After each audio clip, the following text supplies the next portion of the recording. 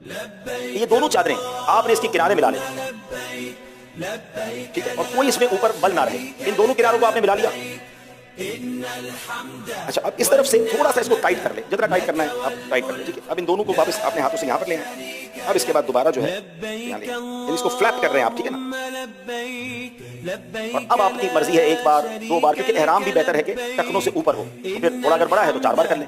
अब मिसाल के तौर पे ये मैंने इसको 4 बार फोल्ड दिया ना, अब ये इतना अच्छा बंधा है कि मुझे बेल्ट की हाजत नहीं है, ठीक है। तो अब आपने जब ये एहराम पहना ना, तो अब जाहिर इसके नीचे तो कुछ भी नहीं पहना है, तो अब ये जो फ्लैपिंग की हमने, इसको घुमा के जिस तरह बनाया है ना, इसका फायदा ये कि अगर हवा भी आई ना तेज, तो ये अगर उड़ी भी चादर, तो आपकी सितर, आपका जो जिस्म है वो छुपा रहेगा, बेपर्दगी नहीं होगी। तो हमने एहराम जब इस तरह बांधते तो एक तो चलने में बड़ी आसानी रहती है, दूसरा पर्दा भी रहता है, तीसरा ये कंट्रोल भी रहता है। कुछ हाजी गलती क्या करते हैं, क्योंकि घर में तौलिया बांधने की आदत है नहाने के बाद कुछ लोगों की, तो वो एहराम तौलिया की तरह बांध लेते हैं, अब यूं बांध रहे होते हैं। जब अब यूं एहराम बांध लोगे तो आप तो अपने आप को कैद कर बैठे, अब तो आप ज्यादा चल भी नहीं सकोगे और फिर संभालते रहो उसको। तो ये इस तरह ना बांधे।